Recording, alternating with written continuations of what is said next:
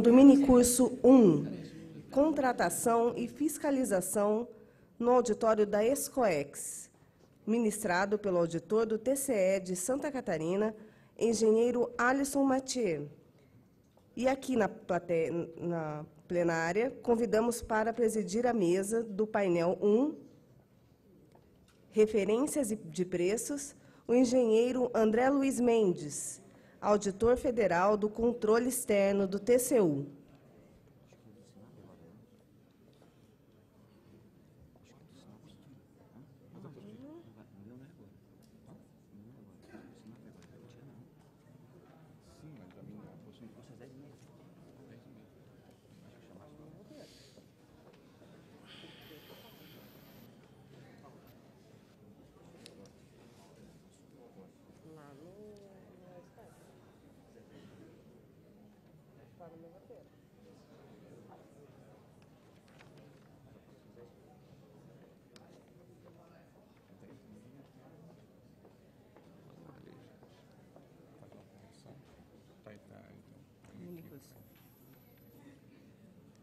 Corrigindo, o minicurso lá na Escoex será às 10h30.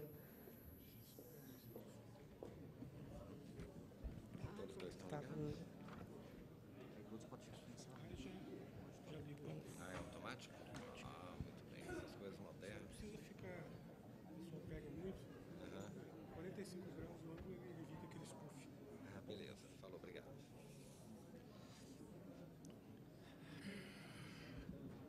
Bom dia, colegas.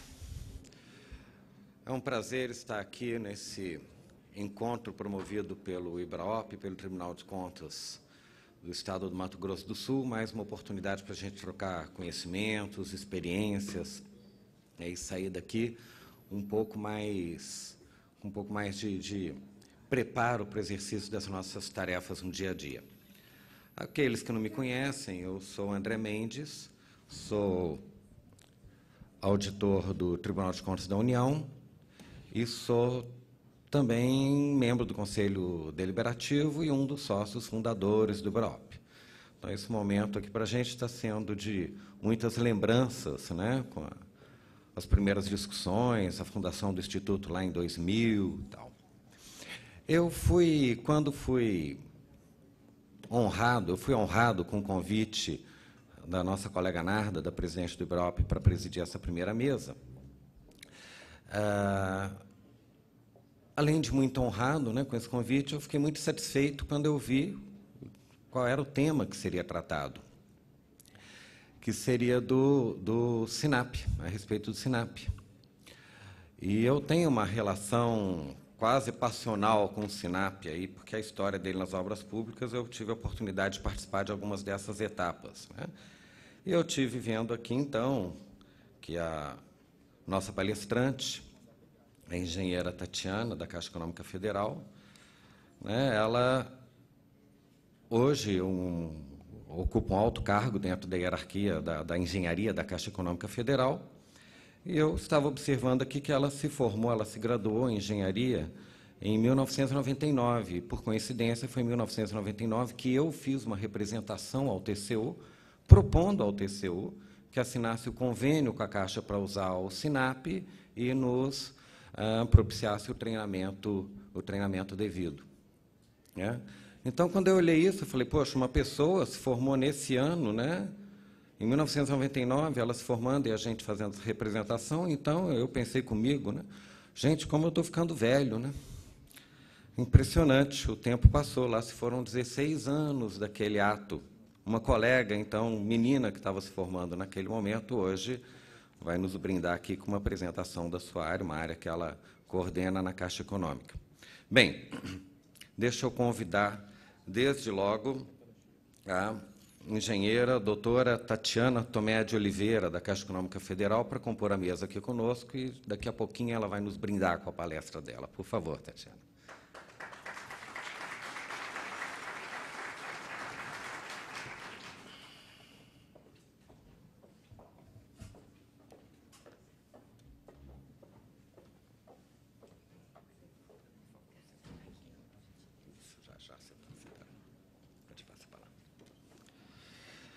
Bem, pessoal, eu disse que eu tinha uma relação quase passional com o SINAP, porque a maioria de vocês, aqueles que trabalham no controle e nas atividades relacionadas a obras públicas, sabe que o SINAP se tornou, há mais de 10 anos, há 12 anos, um sistema oficial, referencial oficial de preços para as obras públicas, né? E eu tive a oportunidade de acompanhar a gênese desse processo. Hoje, o Decreto 7983 de 2013, que disciplina o assunto, ele estabelece, portanto, o SINAP como uma referência primordial, a referência primeira para preços de obras. Ele veio substituir um dispositivo presente nas leis de diretrizes orçamentárias desde 2003. A LDO para o ano de 2003 trouxe pela primeira vez um artigo que elegia o SINAP como referencial oficial de preços. Esse artigo, ao longo dos anos, ao longo das sucessivas LDOs, ele foi sendo modificado, foi sendo cada vez mais aprimorado, detalhado, e acabou hoje se convertendo nesse decreto, que tem lá uns 25 artigos, umas 8 páginas, mais ou menos. E nós tivemos a oportunidade de participar do nascedouro do SINAP na legislação. Por volta de abril, maio de 2002, nós estávamos numa reunião na Comissão Mista de Orçamento, no Congresso Nacional, e, ao final da reunião, tratando da fiscalização de obras pelo Tribunal de Contas da União, no final daquela reunião, um dos colegas consultores de orçamento me perguntou assim, havia, naquela oportunidade, um artigo na LDO, nas LDOs anteriores, que dizia que o preço de uma obra pública não poderia estar acima de 30% além do CUB, para obras de edificações rodoviárias, saneamento e tararau. E o colega, então, o consultor, perguntou como nós estávamos aplicando aquele dispositivo, como nós estávamos fazendo. Eu falei, olha, na verdade, nós estamos ignorando esse dispositivo. Ele, mas por quê? Foi porque quem o redigiu não sabia exatamente o que estava falando, né? Sequer existe CUB para pavimentação, para obra de saneamento, nem existe. Além do que, sempre é justificável custar mais do que 30% além do CUB, visto que o CUB não inclui uma série de despesas, né? Projeto, administração local, canteiro de obras, elevador, fundações, uma série de despesas de um orçamento de obras. E ele, então, me perguntou assim, o que você sugere que nós façamos? Eu falei, eu sugiro que esse artigo seja excluído da LDO. Ele virou e falou assim, mas nós nunca vamos conseguir um parlamentar que assine essa emenda, porque ele vai ficar com receio de ser acusado depois de ter excluído um limitador de preços de obras da lei. Nós precisamos substituir por alguma coisa. O que você sugere? Eu respondi para ele, falei, olha, todos os sistemas de preços que existem, todas as referências têm os seus problemas. No entanto, aquele que eu acho o melhor disponível no país é o SINAP, porque ele é o único que tem pesquisa de preços nas 27 capitais das unidades de federação do país. Ele, ótimo, você poderia sugerir a redação de um artigo? E, naquela época, voltei para o TCU, escrevi lá um caption, 2 parágrafos, mandei para eles, e assim, no ano seguinte, o SINAP estava na LDO.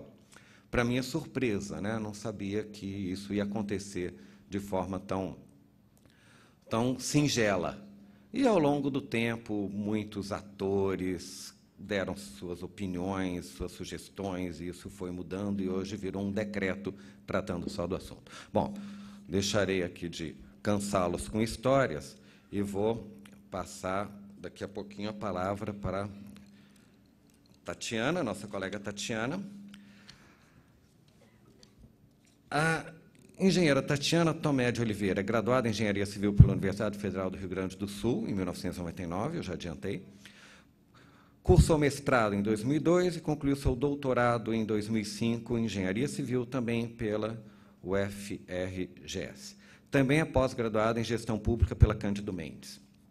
Sua formação acadêmica, tanto mestrado quanto doutorado, foi voltada à área de estruturas de engenharia civil, com ênfase em mecânica dos fluidos. Atuou principalmente nos seguintes temas: linha de transmissão, instabilidade, feixes de cabos, torres de transmissão, esforços de vento das estruturas, e tem diversas publicações de artigos técnicos na área e atua como consultora no setor.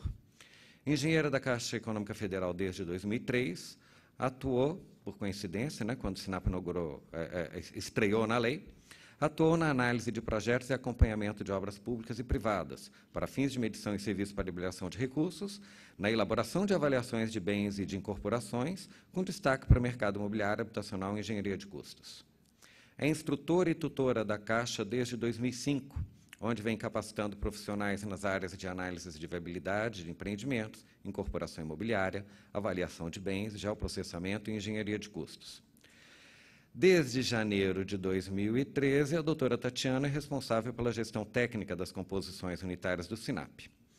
Possui como atribuições relacionamento institucional junto a ministérios, empresariado e órgãos de controle, gestão de órgãos públicos conveniados, gestão de contrato com a Infraero para aferição e publicação de composições de serviços aeroportuários, elaboração de estudos e de referências pertinentes a temas relacionados à engenharia de custos, BDI, encargos sociais, etc., manutenção técnica das composições de serviço, gestão de contrato de aferição de todos os serviços atualmente disponíveis no SINAP referencial, que são aproximadamente 5.000 serviços, e criação de novas composições. Bem, então, eu passo a palavra à engenheira Tatiana para que ela possa nos apresentar a sua palestra a respeito do novo SINAP, né, que está tendo um aprimoramento muito importante nesse momento, nessa fase agora. Inicialmente, obrigada pela oportunidade, pelo convite, na pessoa do Pedro Jorge, que fez o convite para nós da Caixa, para representar aqui o tema SINAP, que, como a fala do nosso colega aqui, André Mendes, mostra o quão importante é esse sistema de referência na contratação de obras públicas, que desde 2013, eu não conhecia essa história de como foi parar o texto na LDO de 2003, porque para a Caixa foi uma surpresa muito grande. E o sistema não estava preparado para ser referência nacional e ainda como um limite para a contratação de obras públicas. Então, foi interessante que me acrescentou mais um item aí no histórico do SINAP. Eu trouxe uma apresentação, eu não sei se aqui não vai ser projetado, então? Sim?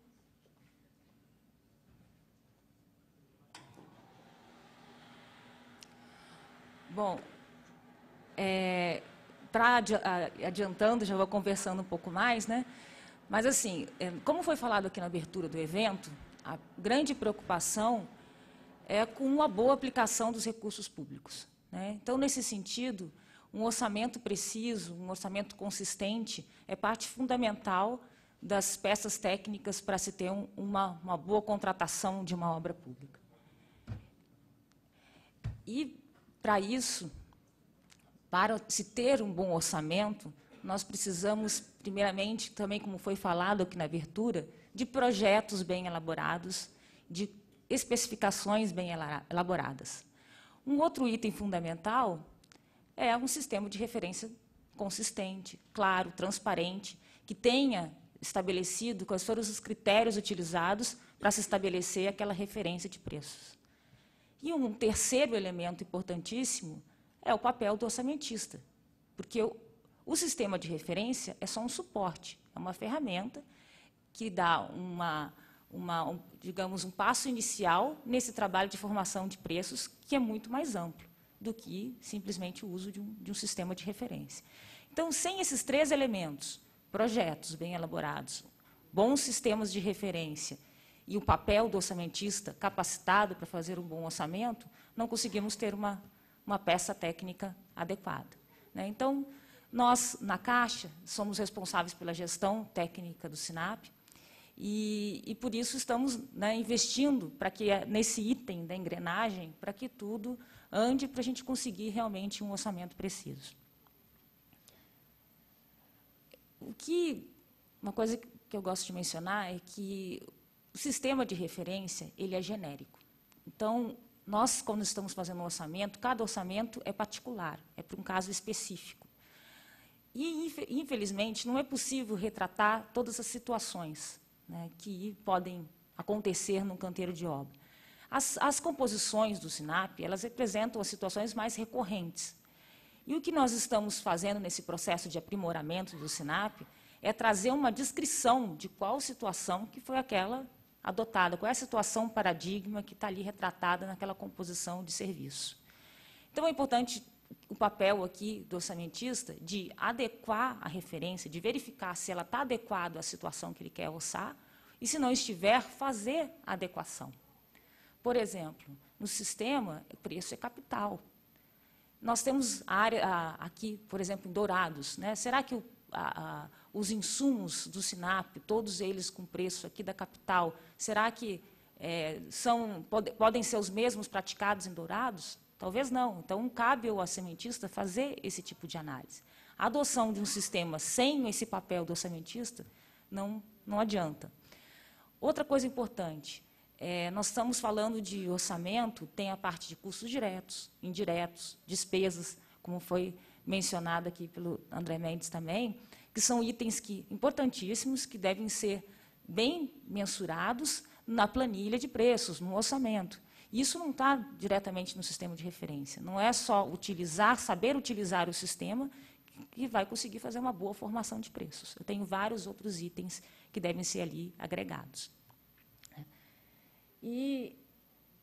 Então, é isso, a mensagem de que o sistema é genérico. Aqui, falando um pouco do histórico, eu acho que o André Mendes já fez já contou bem a história, e já explicou quando surgiu o SINAP na LDO em 2003 e como estamos hoje com o decreto 7983. Né? Mas, assim, acrescentando só alguns elementos que explicam muito algumas características que nós temos no nosso sistema. Ele foi criado em 69, na época foi parceria do BNH com o IBGE. Então, o IBGE é um parceiro, a gente tem um acordo de cooperação estabelecido com o IBGE desde o início do SINAP. O IBGE tem um papel de coleta de preços nas 27 capitais. E, primeiro o BNH, e depois com a extinção do BNH passou a ser a Caixa tem um papel de gestão técnica dessas referências. Então, os insumos são coletados pelo IBGE, mas a Caixa é responsável pela especificação desses insumos, estabelecer a ficha técnica desses insumos.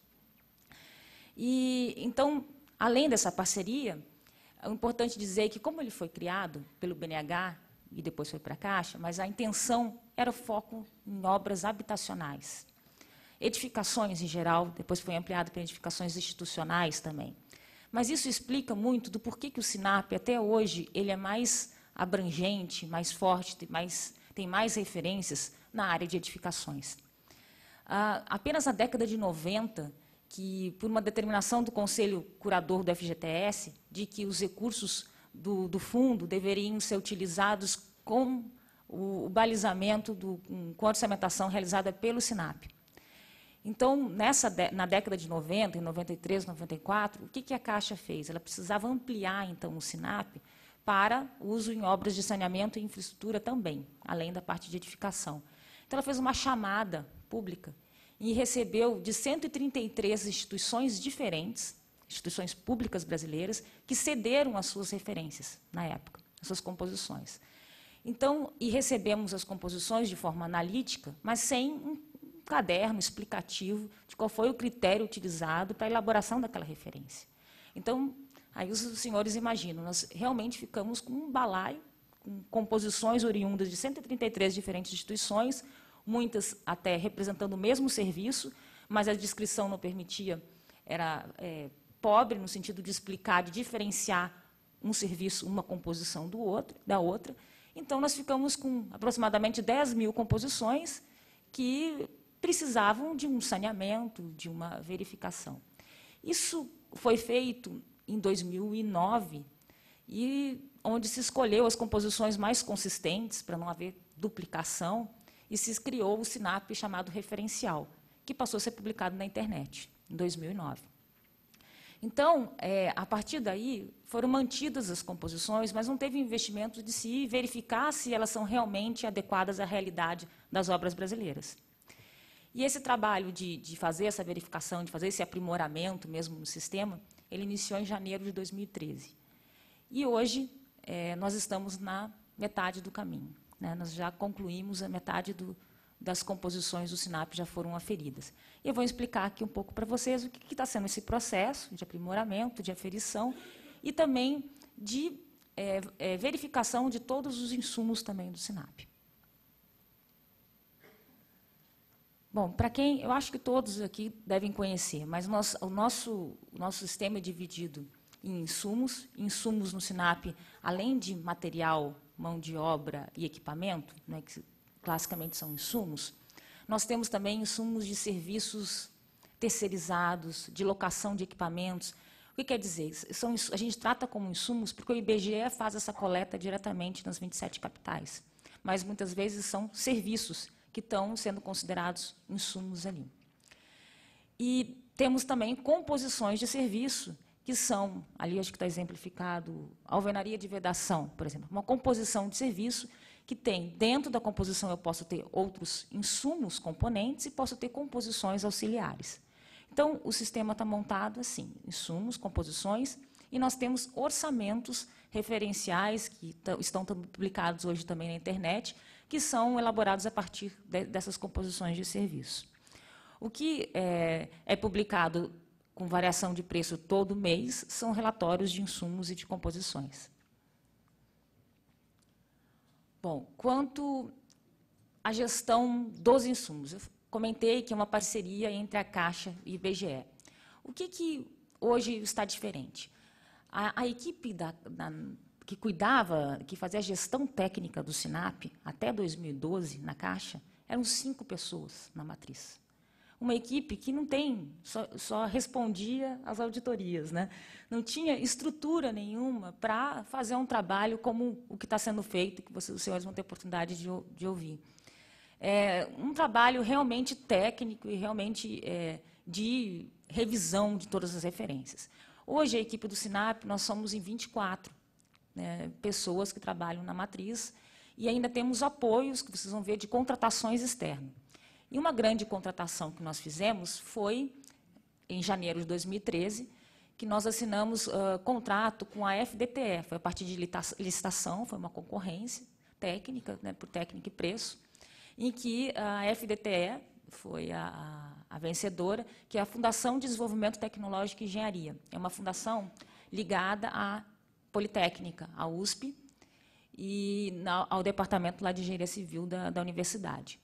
Então, eles começaram um trabalho, esse contrato, o objeto dele, é a aferição de 5.000 composições, sendo que 90% delas precisam ser aferidas em campo, nos canteiros de obra, e 10% só que está previsto como laboratorial e referências bibliográficas, pela, às vezes, dificuldade de se encontrar alguns serviços em campo.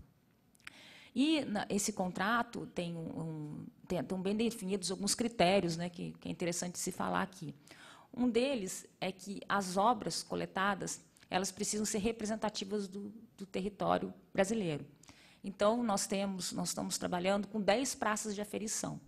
Então, tem 10 capitais brasileiras em que nós temos uma equipe com um gestor de coleta, que é um professor sempre da Universidade Federal do local, que conhece a metodologia de aferição e que faz a gestão de uma equipe de coleta no local e esse trabalho de campo, de levantamento de dados. E depois nós temos uma equipe, né, localizada em São Paulo, na FDTE, que faz análise estatística desses dados. Então, assim que a gente tem trabalhado.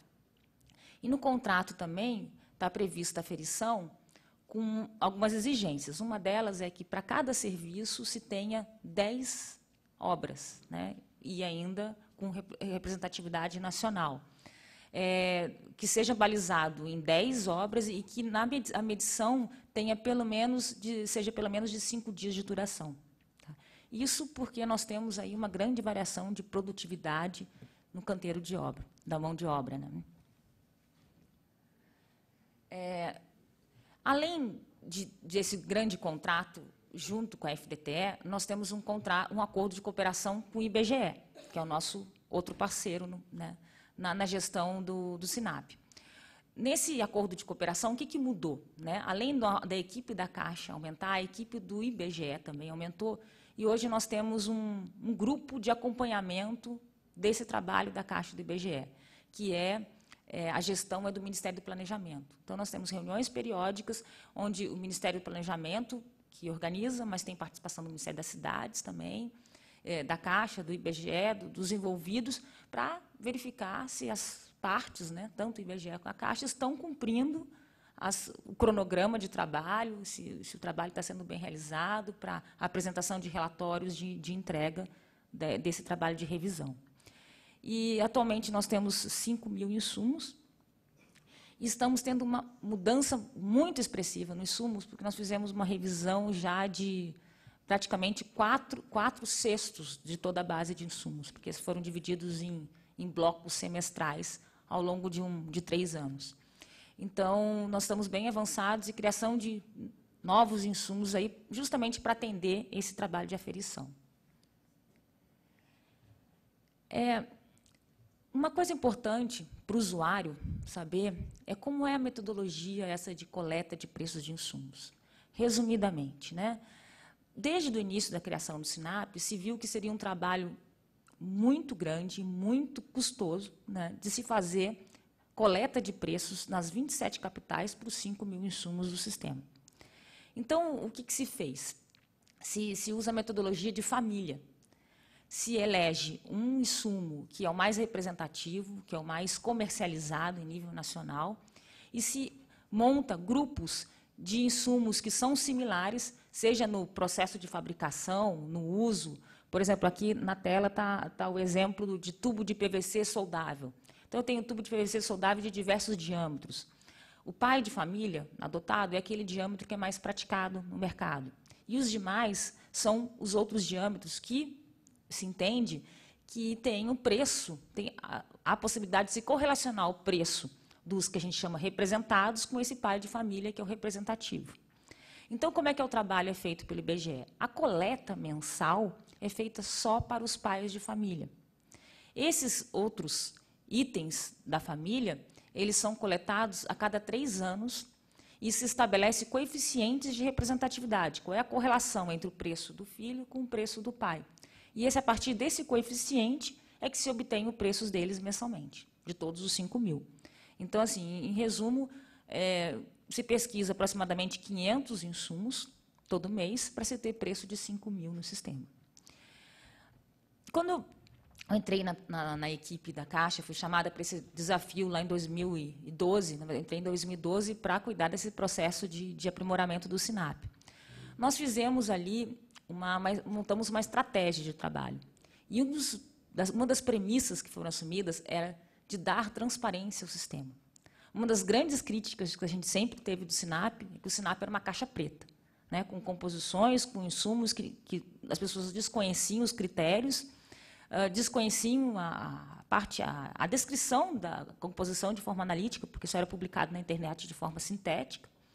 Então, assim, complicado, dificultando o uso pelo orçamentista, né? Não se conhece como vai se bem utilizar a referência. Então, nessa política de transparência, hoje, na verdade, há 6 meses, o usuário, quando faz o download lá do relatório na internet, o relatório, se vocês observarem, foi criada uma nova coluna nesse relatório. No relatório de insumos, tem uma coluna que identifica se esse insumo é coletado mensalmente ou se ele é um desse tipo que é obtido a partir de coeficiente de representatividade. Isso para o orçamentista ter conhecimento da metodologia que foi utilizada e até para poder criticar se ele precisa, talvez, ter uma coleta local para entender melhor, já que aquele insumo pode ser bem relevante na curva ABC daquele orçamento que ele está fazendo. E uma outra mudança é a questão que a gente chama de atribuição de preço. Isso também sempre existiu. Nós temos alguns insumos no país que são os fornecedores, eles são localizados na região sul, sudeste, e nós não temos a quantidade mínima de 3 fornecedores, que a metodologia do IBGE exige que se tenha pelo menos 3 fornecedores naquela capital para se ter um preço naquele local. E nós temos vários insumos que nós não temos preço em algumas capitais, principalmente do norte. E o que se fazia? Não se pode deixar, o sistema não permite isso, e seria bastante complicado se a gente deixasse uma lacuna de preço. Consequentemente, várias composições não poderiam ser geradas, né, o custo de várias composições. Então, fica bastante complicado para o usuário. Até porque, em um determinado mês, eu posso ter a coleta com 9 dados, no outro mês eu posso ter com 7, porque um fornecedor saiu da praça, 2 fornecedores saíram da praça. Então, muda, né? Ainda tem isso. Então, assim, a dificuldade também do IBGE de ter fornecedores, além desses oligopólios, é que ele precisa de fornecedor que seja legalizado, né? Que pague todos os impostos, que tenha, ele faz um cadastro do fornecedor, ele pesquisa nos mesmos fornecedores todo mês. Então, em algumas regiões, a gente não tem preço. O que o IBGE adotava? Adotava da capital mais próxima, para aquele preço, para aquele estado. Ou então, se não tinha uma capital próxima, fazia uma mediana da região. Então, da região norte toda. Se não tinha, então vamos partir para a região Brasil. Então, é uma mediana do Brasil. Para o orçamentista, nós, discussões técnicas que tivemos nesse grupo de acompanhamento, nós vimos uma grande dificuldade, porque o orçamentista não sabe de onde vem aquele preço. Então, e ele não tem essa informação, porque aquele preço não é daquele local. Então, ele fica suscetível a um erro. Se aquele insumo for relevante no orçamento, ele precisa saber que aquele preço não é daquela capital. Até para apropriar frete, para pesquisar de onde ele vai trazer o insumo, né? Então, nesse sentido de dar transparência, essa coluna nova, ela recebe uma codificação, que é C, o insumo C é o que é coletado mensalmente, né, que tem o preço naquele mês, naquela localidade. O CR é que foi obtido por coeficiente de representatividade, mas é da localidade. E o terceiro é o atribuído São Paulo, AS. Esses são os preços que não tinham na localidade, e aí o que nós adotamos? Atribuímos sempre o preço de São Paulo. Pela dificuldade de a regra mudar, né? Então, assim, eu não tenho o preço em Maceió, nesse mês foi adotado de Recife, no outro mês foi adotado de Aracaju. E como eu vou informar isso ao orçamentista? Então, adotamos sempre o de São Paulo. Só mostrando a cara do relatório, então, importante é que, assim, muitos orçamentistas nem usam esse relatório de insumos. Eles usam só o relatório de composições de serviços, né? Então, o que nós fizemos? Nós também colocamos a mesma classificação no relatório de composições, sendo que, se a composição tem vários insumos, a classificação que ele vai obter é do mais impreciso, né? Se tem um que é atribuído São Paulo, vai aparecer atribuído São Paulo para a composição. Aí já é um alerta para o orçamentista, para ele buscar e ver, abrir a composição, que hoje está publicada toda de forma analítica na internet também, desde janeiro de 2014, vai poder ver qual é o insumo que é atribuído e analisar se é relevante, se é importante ele fazer uma cotação local, para verificar esse preço. Bom, voltando à parte de composições, o que é aferir? Né? Falei aqui da FDTE, que está sendo uma parceira nesse trabalho de aferição. Agora, o que é aferir? A aferição é um processo que nós estamos fazendo de verificar em campo, como eu comentei, os serviços mais recorrentes, estabelecer uma descrição adequada para esse serviço e, mais do que isso, é verificar todos os itens componentes da composição e os seus respectivos coeficientes. Então, aqui tem um exemplo de uma composição de tubo de PVC para esgoto sanitário, né, o assentamento do tubo. Então, assim, um dos componentes é o próprio assentador, o outro é o tubo. E o que é o trabalho de aferição? É verificar o quantitativo de tubo necessário para se executar a unidade da composição, que é o método de assentamento da tubulação. Né? Qual é a quantidade de mão de obra necessária, né, aqui no caso, 0,06 horas de assentador para executar 1 metro de tubo. Então, isso que é o trabalho de aferição, é medir produtividade da mão de obra, consumo de material e, consequentemente, perdas, né, de material, e também a própria eficiência dos equipamentos envolvidos nesse processo de execução de um serviço. E um grande destaque desse processo de aferição é justamente a criação de um caderno técnico explicativo da composição. Isso está sendo feito, a aferição é feita e se cria o caderno, e se publica o caderno. Né? Então, esse que está sendo um grande ganho, porque nesse caderno tem a descrição dos critérios utilizados, tanto para medição, como o critério utilizado para quantificação do serviço. além do modo de execução, itens, componentes, então, todas as informações relevantes sobre aquela composição, elas estão lá no caderno técnico, bem descritas.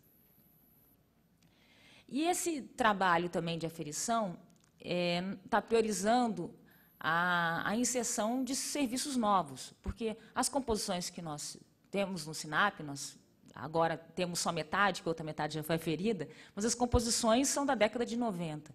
Então, uma série de serviços estão sendo incluídos, que são representativos aí das nossas obras. Vocês terem uma ideia, nós temos agora paredes de concreto, né, a tecnologia de paredes de concreto no SINAP, então temos estaca em hélice contínua, agora colocamos em consulta pública solo grampeado, tirantes, instalações prediais usando PEX, usando PPR. Então, assim, uma série de serviços que nós não tínhamos no SINAP. Agora estamos também, colocamos em consulta pública a parte de elétrica, que no SINAP é muito pobre, nós não temos referências, as referências também estão muito defasadas. Então, está sendo todo um trabalho de, além de aprimorar as referências, mas também de trazer novos serviços. Essa produtividade da mão de obra tem sido um grande desafio a gente nesse trabalho de aferição. O consumo de material é um pouco mais fácil, pelo menos para se ter o consumo teórico é mais fácil. As perdas também são difíceis de serem medidas. Mas esse é só uma tela, porque não dá para detalhar aqui para vocês. Depois eu vou dizer, quem tiver interesse para entender melhor, dizer onde vocês podem buscar essas informações. Mas a gente trabalha com um conceito internacionalmente conhecido, que é o de RUP, que é Razão Unitária de Produtividade. E o que a gente faz no canteiro de obra é observar RUPs diárias, quer dizer, produtividades diárias, produtividades ao longo de uma semana, para se ter uma medida de qual é aquele coeficiente de mão de obra que vai ser adotado para aquela composição, a partir, como eu falei para os senhores, de 10 obras e vários dias em cada obra. Então, assim, essa relação, para se ter essa RUP, que é esse coeficiente, eu preciso medir homens-horas, né, quantos homens estão envolvidos em cada tarefa, em cada serviço, por quanto tempo, e medir a quantidade de serviço produzido. E isso, o primeiro semestre do nosso trabalho, em 2013, junto com a FDTE e as demais universidades, foi justamente criar uma metodologia para fazer essa aferição. Porque a grande dificuldade é estabelecer critérios. O que inclui nesse homem-hora? Né? Será que os tempos improdutivos entram, não entram? Como é que vai ser feito? A quantidade de serviços, como é que se mede? Então, tem que se estabelecer regras, porque nós temos várias praças de aferição. Nós temos que ter um padrão, uma metodologia padronizada de trabalho. Então, esse foi o grande desafio. E, resumindo, nós incluímos, sim, improdutividades nas composições. Mas que improdutividades? Aquelas que são inerentes ao processo, que são necessárias para se executar o serviço. Uma troca de frente de serviço, uma parada para o café, a parada para receber um treinamento. Tudo isso são tempos improdutivos necessários e estão incluídos no sistema. Os tempos oriundos de má gestão, né, de paradas extraordinárias aí, que não são previstas, nós retiramos das composições. As perdas também são uma grande novidade no processo, porque nós incluímos perdas, sim, e medimos perdas por entulho e perdas incorporada. Um exemplo de perda incorporada, estacas em hélice contínua. Tem uma perda de concreto bastante relevante que vem da absorção do solo ao longo do diâmetro da estaca. Então, isso é o tipo de perda incorporada, um consumo de material acima do previsto em projeto, mas que é inerente ao processo, acontece, não tem como ser evitado. Bom, aqui é para exemplificar, eu tenho pouco tempo aqui, estou tentando acelerar, mas essa árvore aqui é importante entender que ela tem desenhada, aparece essa árvore de composição em todos os cadernos técnicos. O que é isso? É uma maneira visual de você identificar, para cada grupo de serviços, quais são as opções que o sistema fornece. Então, aqui, por exemplo, eu tenho assentamento de tubos de rede de esgoto, quais são os diâmetros disponíveis, que tipo de tubos que eu tenho, PVC, parede maciça, PVC, parede lisa, e para que situações diferentes que eu tenho composições no SINAP. Então, o orçamentista tem essa facilidade ao visualizar essa árvore. Aqui é o conteúdo do caderno técnico. E uma outra coisa importante ser falada é que, quando a gente foi fazer esse trabalho de aferição, a grande surpresa é que tem inúmeros fatores que impactam nos serviços que antes não eram apresentados nas composições. Exemplo, nós tínhamos uma composição de chapisco, mas não tinha na descrição se o chapisco era do teto, era parede, era da fachada. E isso impacta muito na produtividade. Então, a gente chama isso de fatores importantes que, como impactam na produtividade e no consumo de material, impactam, consequentemente, no custo. Então, o SINAP está ficando mais complicado de ser usado. Eu tenho referências que, hoje, eu tenho informação. E, tendo informação, o orçamentista tem que pensar mais na hora de escolher a composição mais adequada.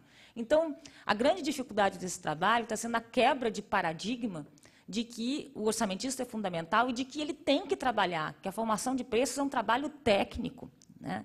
E não só de pincelar a composição do SINAP, escolhendo, às vezes, pela coluna do preço ali, né? Agora, tendo o caderno técnico, traz uma responsabilidade maior, né? Para exemplificar as dificuldades, as críticas que a gente recebe também, imaginem orçar uma parede de alvenaria. A parede de alvenaria, a presença de vãos nas paredes dificulta muito a execução do serviço. Então, você executar uma parede grande sem vãos é muito mais fácil do que executar uma parede pequena com vários vãos. E isso acabou sendo refletido na aferição e aparecem composições que representam essas situações. Isso dificulta na orçamentação. O que nós estamos fazendo? Temos composições detalhadas, quando o orçamentista precisa fazer um orçamento preciso, que ele tem os projetos, que tem as especificações, que faz sentido um detalhamento naquele orçamento.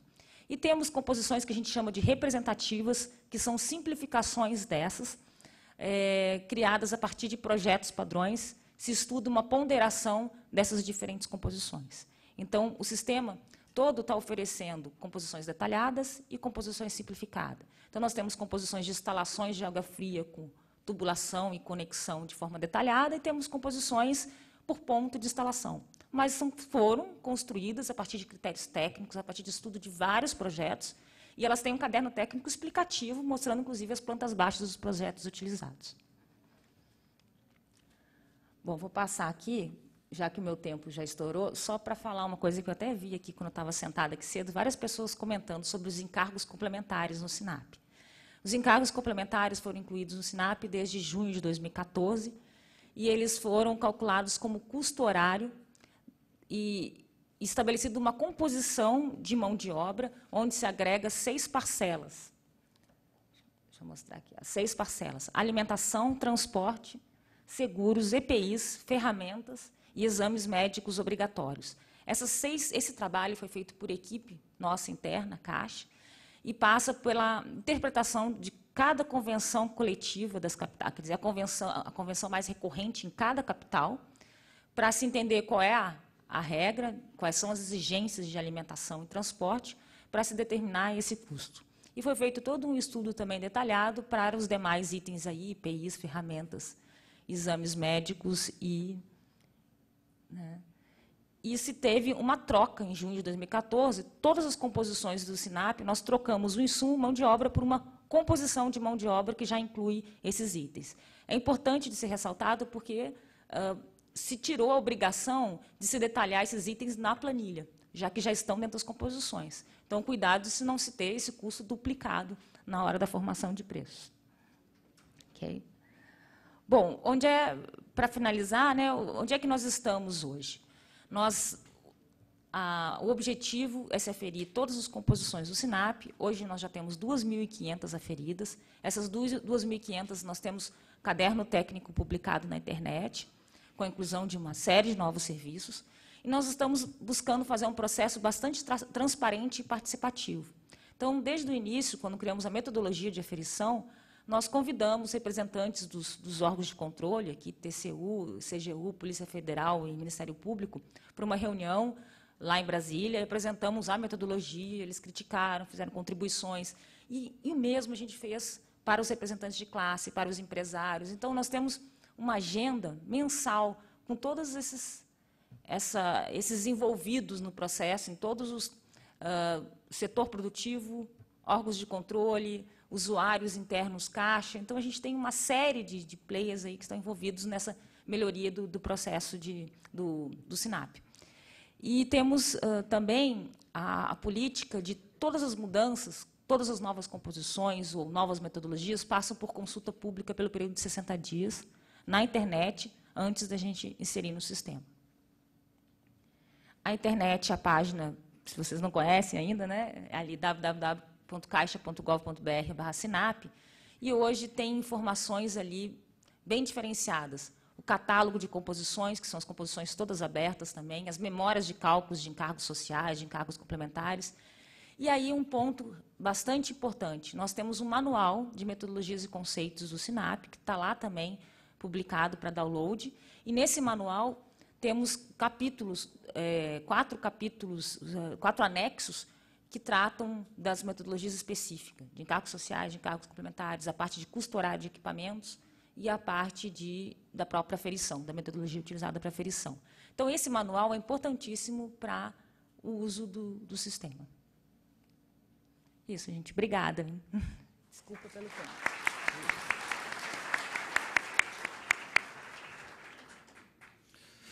Pessoal, nós teremos agora 10 minutinhos para eventuais perguntas aí que queiram dirigir à doutora Tatiana.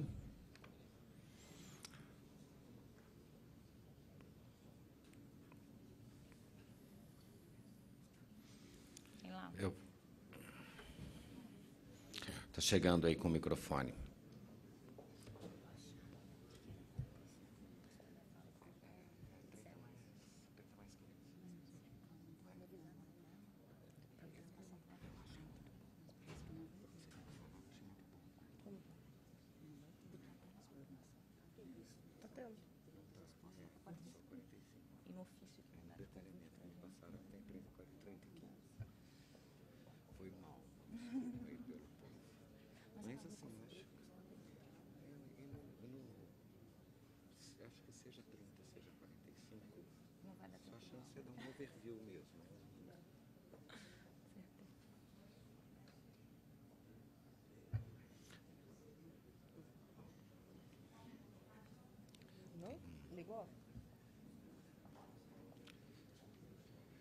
Eu sofri... A Tatiana, a certo momento, comentou, né, que ouvia muitas críticas em relação ao SINAP, que era uma caixa preta e tal. Eu, alguns colegas aqui presentes, como o Pedro Paulo, quando foi presidente do IBRAOP, o Alan, da Polícia Federal, que está ali em cima, tivemos a oportunidade de participar de algumas audiências públicas no Congresso Nacional, onde alguns parlamentares e, eventualmente, representantes de construtoras presentes nos questionavam firmemente com relação ao uso do SINAP, né? Desqualificando, né? O objetivo era desqualificar para que não houvesse referência. Mas como que o gestor público pode trabalhar sem uma referência? Como ele vai iniciar um orçamento do zero cada vez que ele encontrar uma obra? Vai levar 2 anos para fazer um orçamento de uma obra média, nem de uma obra grande, no mínimo. Né? E ele tem que partir de alguma coisa. Nós não somos uma empresa que tem suas composições analisadas ao longo do tempo, né, apropriadas, um sistema de apropriação de custos para criar as composições reais e tal. Nós temos que partir de referências. E agora é aquilo, ninguém nunca afirmou em nenhuma dessas reuniões, em nenhuma das audiências, em nenhum processo, que um preço do SINAP, assim como um preço do SICRO, é uma verdade absoluta, imutável. Ao contrário, qualquer publicação nossa, qualquer manifestação nossa, foi sempre no sentido da importância de se fazerem as adequações que sejam necessárias para adaptar a sua realidade. O que é fato, era difícil, né, sem o caderno de encargos, sem o caderno de metodologias, que agora está sendo desenvolvido. É uma satisfação imensa a gente ver esse documento sendo desenvolvido, até porque a gente vivia uma situação muito interessante. Nossos 2 sistemas principais de custos, o SINAP e o SICRO, a gente tinha uma situação curiosa. O SINAP com uma sistemática de pesquisa de preços bem científica, bem estruturada, bem experimentada, de coleta de preços de insumos, e uma falta absoluta de documentação técnica, que é o que está sendo suprido agora. O DENIT, por sua vez, tinha uma documentação excelente de descrição de cada serviço, de especificação de cada serviço, e um sistema terrível de coleta de preços, porque era meio ali, alguns funcionários meio, fulano, está no dia de ligar lá para ver o preço dos negócios. Era desse jeito. Eu confesso que não sei como é que nós estamos hoje, mas há poucos anos era desse jeito, não sei se evoluiu alguma coisa. Era terrível a forma de coleta, né? Baixíssima confiabilidade. Mas agora a gente acredita, né? Eu tenho ficado positivamente surpreso também com a evolução do contrato, porque um contrato de 5 anos a gente já fica assim, será que termina em 8? Será que termina... Não, mas é impressionante. Com pouco mais de um ano já tinha consulta pública, já tinha material sendo disponibilizado. Então, é uma grata surpresa a gente ver que a coisa está evoluindo num ritmo adequado para que realmente, se não em exatamente 5 anos, muito perto de 5 anos, a gente tenha esse trabalho completado. Tem alguém aí? Tem, por favor. Bom dia. Aqui é Raimundo, TCE Piauí. Eu tive uma dificuldade muito grande em analisar uma obra que se tratava de uma rede adutora. Então, envolvia tubulações de ferro de grande diâmetro e no SINAP não se tinha uma referência. A dificuldade foi muito grande. Minha pergunta é o seguinte, tem algum estudo já, ou obras sendo avaliadas para que a gente tenha uma referência de preço nesse tipo de obra? Sim, eu falei de um contrato, na verdade são 3 contratos, porque nós quisemos, a intenção era ampliar a concorrência. Então, um contrato é de edificações, das composições de edificações, outro de instalações prediais e o terceiro de saneamento e infraestrutura. Os 3 foram assinados juntos porque a FDTE ganhou as 3 licitações. Só que nós seguimos, primeiramente, com o primeiro contrato, mas por uma questão de facilidade de entrar em obra. Quer dizer, menor dificuldade, porque foi muito difícil sensibilizar as construtoras de abrirem seus canteiros de obras. Inicialmente, principalmente no setor público. Achavam, bom, vem a equipe da Caixa, junto com a universidade, estão fazendo auditoria, fazer vistoria aqui, vão ficar acompanhando o nosso trabalho o tempo inteiro, até porque, quando a gente consegue entrar no canteiro de obras, a gente não fica 5 dias, a gente fica a obra inteira, aproveitar e aferir tudo que tem aqui, né? Então, assim, esse entendimento do que era o trabalho, a gente só conseguiu depois de um ano, depois de divulgar em vários lugares, de escrever artigos sobre o trabalho, e também teve até que fornecer um produto para as construtoras. A gente teve que fazer um acordo assim, a construtora recebe, né, uma consultoria de graça, porque a FDTE, depois que termina o trabalho, entrega um relatório com as produtividades, com os índices, né, com os coeficientes de produtividade, consumo de material e eficiência de equipamentos daquela obra. É sigiloso, né, mas para aquela obra é uma ferramenta muito boa de gestão, porque pode ser comparado depois com o resultado nacional, né? Então, nós priorizamos os outros contratos por uma dificuldade de acesso à obra. Agora, em 2015, 2016, o investimento é no terceiro contrato, saneamento e infraestrutura. Então, já tem vários produtos aí na área, nesse setor. Mas, por exemplo, de tubulação, foi tubulação de concreto para pluvial, que já foi, mas ainda de ferro fundido ainda não.